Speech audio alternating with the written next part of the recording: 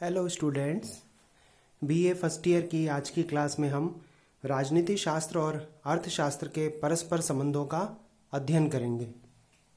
इससे पहले तक हमने पढ़ा था कि जो अंतःशास्त्रीय उपागम होता है, उस अंतःशास्त्रीय उपागम में एक विषय का दूसरे विषय के साथ में परस्पर संबंध का अध्ययन किया जाता है, या एक विषय की दूसरे विषय पर परस्पर निर्भरता कितनी है, क्या वो एक दूसरे के पूरक है, इसका अध्ययन किया जाता है। मैंने आपसे कहा था कि हमने 10th स्टैंडर्ड में सामाजिक ज्ञान विषय को पढ़ा था। सामाजिक ज्ञान विषय एक ऐसा विषय है जो मानव जीवन के संपूर्ण पक्षों का अध्ययन करता है, और राजनीतिक शास्त्र मानव जीवन के केवल एक पक्ष का अध्ययन करता है, वो है राजनीतिक पक्ष। लेकिन आपको ये बात ध्यान रखनी चाहिए कि राजनीतिक पक्ष जो है वो आर्थिक पक्ष से अलग हटकर नहीं हो सकता। आज इसी संदर्भ में हम दोनों पक्षों से संबंधित जो दो प्रमुख विषय रहे हैं, राजनीति शास्त्र और अर्थशास्त्र, इनका हम अध्ययन करने वाले हैं। दोनों विषयों के क्या उद्देश्य हैं और दोनों विषय एक दूसरे को कैसे प्रभावित करते हैं और एक दूसरे से कैसे प्रभावित होते हैं और एक दूसरे को कैसे प्रभावित करते हैं, इन दोनों चीजों का हम अध्ययन करेंगे। तो पहले राजनीति शास्त्र की जब हम बारे में बात करते हैं तो मानव जीवन के राजनीतिक पक्ष का अध्ययन करने वाला एक विषय है, शासन की नीति का अध्ययन करने वाला एक विषय है, और अर्थशास्त्र मानव जीवन के आर्थिक पक्ष का अध्ययन करता है। और आपको मालूम होना चाहिए कि मानव जीवन के जो विभिन्न पक्ष हैं, वे पक्ष आर्थिक पक्ष के साथ में किसी न किसी रूप से जुड़े हुए हैं। मानव अपना जीवन कैसे जीता है, अपनी दैनिक जीवन की आवश्यकताओं की पूर्ति कैसे करता है, उसके लिए किसकी जरूरत पड़ती है, धन की जरूरत पड़ती है, और इस धन का अध्ययन किसमें होता है, अर्थशास्त्र में होता है। प्राचीन काल में जब मुद्राएं नहीं हुआ करती थी तो वस्तु विनिमय प्रणाली हुआ करती थी, और वस्तु के उत्पादन में जो श्रम लगता था, उस श्रम के आधार पर वस्तुओं की अदला बदली की जाती थी। तो जब मुद्रा का संचलन हुआ, जब मुद्रा चली, तो उसके बाद में हम क्या करते, मुद्रा देकर किसी वस्तु को खरीद लेते थे, या मुद्रा पाकर हम किसी वस्तु को बेच देते थे। इसके अलावा जैसे राजनीति के संबंध में मैं आपसे एक बात कहूंगा कि हमारे जो पूर्व राष्ट्रपति हुआ करते थे, नीलम संजीव रेड्डी, उन्होंने कहा था कि चुनावों में लाखों करोड़ों अरबों रुपए खर्च करने के बाद में कोई भी उम्मीदवार कभी भी ईमानदार नहीं रह सकता, और राजनीति या चुनाव वही लड़ता है जिसके पास में बाहुबल होता है, जिसके पास में धन की ताकत होती है। तो कहीं ना कहीं आर्थिक पक्ष जो है वो राजनीतिक पक्ष को प्रभावित करता है। सरकार जो योजनाएं बनाती है, वे सारी योजनाएं तभी पूरी हो पाती हैं जब सरकार के पास में इन योजनाओं को पूरा करने के लिए पूरा धन हो, भरपूर धन हो उनके पास में संसाधन हो बहुत सारे, जिनके द्वारा वो सारी योजनाओं को पूरा कर सके। सरकार घाटे का बजट बनाती है, इसके बारे में भी आपने पढ़ा होगा। आपने पढ़ा होगा मुद्रास्फीति के बारे में, मुद्रा अपस्फीति के बारे में, व्यापार चक्रों के बारे में, भुगतान संतुलन के बारे में। इन सब चीजों का राजनीति पर असर हमको देखने को मिलता है। तो महंगाई जब बढ़ती है तो उसका प्रभाव शासन के ऊपर भी पड़ता है। हमने देखा होगा या आपने देखा होगा कि जब चुनाव आने वाले होते हैं तो महंगाई एक बहुत बड़ा मुद्दा होती है, और हमारे पास में विदेशी मुद्रा का भंडार कितना है, यह भी एक प्रमुख मुद्दा होता है जो सत्ता पक्ष और विरोधी पक्ष दोनों उठाते हैं। तो आप देख रहे हैं इस चीज को कि आर्थिक पक्ष और राजनीतिक पक्ष परस्पर संबंधित है। जहां तक आर्थिक पक्ष की बात करें तो राजनीतिक पक्ष उसको क्या करता है, प्रभावित करता है। बजट कौन बनाता है, सरकार बनाती है। बजट को पारित करवाने की प्रक्रिया जो है वो सरकार के द्वारा की जाती है। जब वो पूर्ण बहुमत में होती है तो आसानी से बजट जो है वो पास करवा लेती है। बजट सरकार का एक साल का आय व्यय का विवरण होता है। तो हम इसके अंदर हम ये देखते हैं कि आर्थिक पक्ष और राजनीतिक पक्ष परस्पर संबंधित होते हैं। इसी चीज का आज हम अध्ययन करने वाले हैं।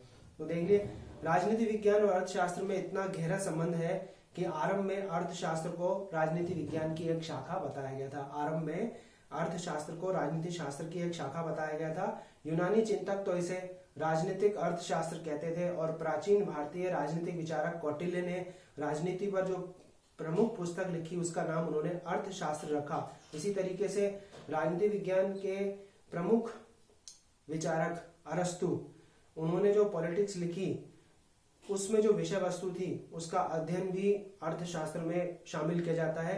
लॉक की नागरिक प्रशासन पर द्वितीय लेख में जिन बातों का विवेचन मिलता है उनका अध्ययन भी अर्थशास्त्र में किया जाता है।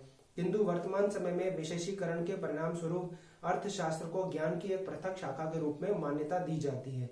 इसी तरह अर्थशास्त्री मार्शल ने कहा था कि साधारण व्यवहार में मनुष्य का अध्ययन है अर्थशास्त्र। यह व्यक्तिगत और सामाजिक कार्यों के उस भाग का परीक्षण करता है जिसका भौतिक पदार्थों की प्राप्ति और उनके प्रयोग के साथ अत्यंत घनिष्ठ संबंध होता है। तो प्रारंभिक पृष्ठभूमि को देखने के बाद में क्या चीजें उभर कर सामने आती है कि कौटिल्य ने अर्थशास्त्र अपने ग्रंथ का नाम दिया। इसके अलावा अरस्तु ने अपनी जो रचना थी उसको नाम दिया पॉलिटिक्स, और लॉक ने जो नागरिक प्रशासन पर द्वितीय लेख लिखा उसमें जो विषय सामग्री थी उसका अध्ययन जो था वो अर्थशास्त्र में होता है। लेकिन आज क्या कहा जा रहा है कि आर्थिक क्रियाकलापों का अध्ययन ज्ञान की एक पृथक शाखा के रूप में अर्थशास्त्र में किया जाता है। तो ये एक प्रारंभिक पृष्ठभूमि है जो ये बताती है कि आप राजनीति शास्त्र और अर्थशास्त्र परस्पर क्या होते हैं, संबंधित होते हैं। अब देखिए, जब दोनों के उद्देश्यों की बात की जाती है तो दोनों के उद्देश्य क्या है, एक समान ही है। शासन करने की नीति का उद्देश्य भी लोक कल्याण है, अर्थशास्त्र का उद्देश्य भी मानव का आर्थिक कल्याण है।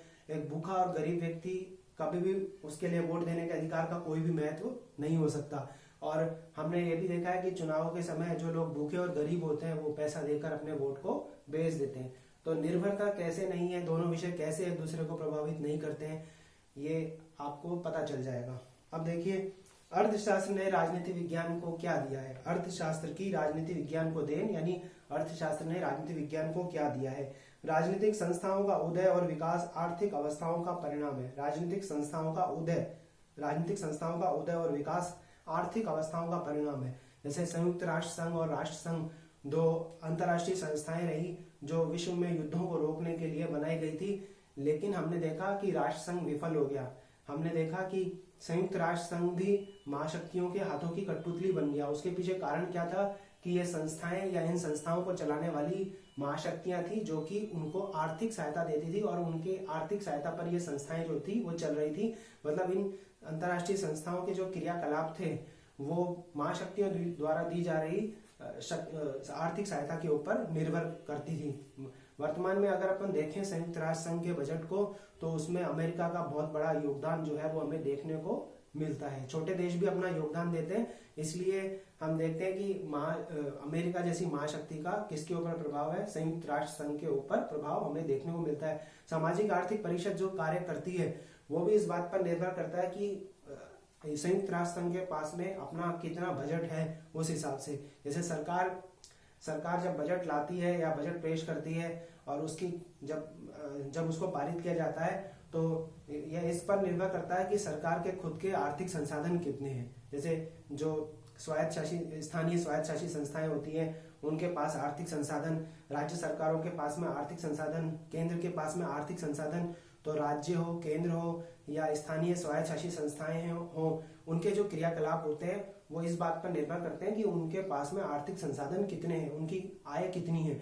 और हम ये भी देखते हैं कि एक सांसद को, एक विधायक को और एक सरपंच को अपने क्षेत्र में विकास के लिए एक निश्चित राशि जो है वो प्राप्त होती है जिसको कि वो अपने क्षेत्र के विकास के ऊपर खर्च करता है। तो ये चीजें बता रही हैं कि राजनीति शास्त्र और अर्थशास्त्र का परस्पर संबंध है, उद्देश्य इनके समान है। राजनीतिक संस्थाओं का उदय और विकास आर्थिक अवस्थाओं का परिणाम है। दूसरी बात, इसमें राज्य की नीति आर्थिक अवस्था पर निर्भर करती है। जैसे नीति निर्देशक तत्वों की हम बात करते हैं तो नीति निर्देशक तत्वों की क्रियान्विति इस बात पर निर्भर करती है कि राज्य की आय कितनी है। जैसे नीति निर्देशक तत्वों के अंतर्गत अगर बेरोजगारों को आर्थिक सहायता दी जाती है या जो विकलांग है, जो कि समाज के द्वारा दुत्कारा गया है, ऐसे वर्ग को जब आर्थिक सहायता दी जाती है तो यह इस बात पर निर्भर करती है कि राज्य के पास में खुद के कितने संसाधन है, कितने आर्थिक संसाधन है। बेरोजगारों को बेरोजगारी भत्ता जो है वो दिया जाएगा और यह इस बात पर निर्भर करेगा कि कितने आर्थिक संसाधन उसके पास में उपलब्ध हैं। जैसे बिहार और राजस्थान जो है वो आर्थिक रूप से बहुत पिछड़े हुए हैं, है ना। और हम महाराष्ट्र की अगर हम बात करें, गुजरात की हम बात करें तो ये आर्थिक रूप से बहुत संपन्न है। तो इनके द्वारा अगर आर्थिक सहायता दी जाएगी बेरोजगारों को या कमजोर वर्ग को तो वो ज्यादा होगी बनिस्पत की राजस्थान और बिहार की तुलना में। तो ये दो चीजें मैंने आपको बताई कि अर्थशास्त्र राजनीति शास्त्र को क्या देता है या किस तरह की सहायता उपलब्ध कराता है। फिर देखिए, वर्तमान समय में आर्थिक समानता के लक्ष्य को प्राप्त करने के लिए ही भारत और अन्य देशों द्वारा समाजवाद तथा आर्थिक क्षेत्र में मिश्रित अर्थव्यवस्था की नीति को अपनाया गया है। इसके अलावा तीसरा बिंदु है, राजनीतिक घटनाएं आर्थिक गतिविधियों का परिणाम होती है। जैसे प्रथम विश्व युद्ध देख लीजिए, द्वितीय विश्व युद्ध देख लीजिए, या और कहीं विश्व में सत्ता का तख्ता पलट देख लीजिए, उसमें आर्थिक कारक का बहुत बड़ा योगदान रहता है। जैसे मैं एक बहुत पुराना से एक उदाहरण देता हूँ आपको कि प्रथम विश्व युद्ध जब समाप्त हुआ तो जर्मनी के जो समृद्ध प्रदेश थे उनको मित्र राष्ट्रों ने आपस में बांट लिया।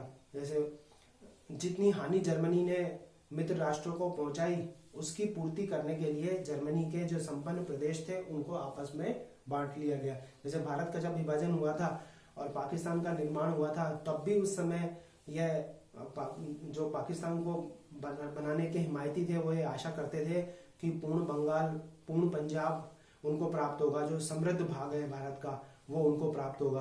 तो आप देख रहे हैं या मेरे कहने का मतलब समझ रहे होंगे कि किस तरीके से आर्थिक गतिविधियां वो क्या करती हैं, राजनीतिक गतिविधियों को प्रभावित करती हैं।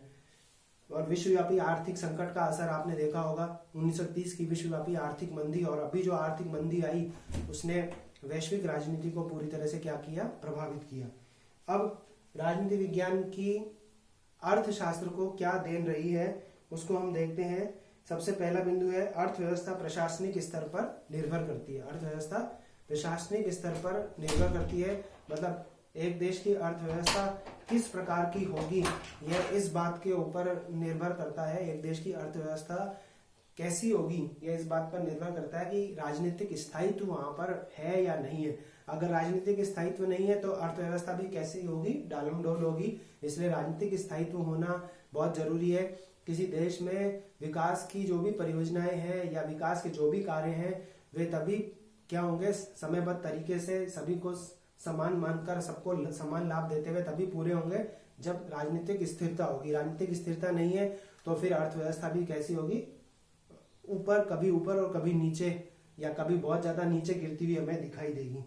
फिर इसके बाद अर्थव्यवस्था राजकीय नीतियों पर निर्भर करती है। यही चीज मैंने आपको बताई कि राजनीतिक स्थिरता जो है वो बहुत ज्यादा जरूरी है।